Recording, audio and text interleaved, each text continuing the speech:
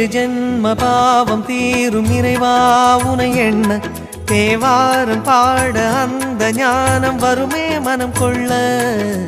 ஆதியான சிவனே சிவஜோதியான சிவனே, ஆதியான சிவனே சிவஜோதியான சிவனே. ஏழு ஜென்ம பாவம் தீரும் இறைவா உனை எண்ண தேவாரம் பாட அந்த ஞானம் வருமே மனம் கொள்ள. தாழும் நிலை வாராமல் காப்பவன் நீதானே, வாழும் வழி சொல்பவனே வள்ளல் பெருமானே.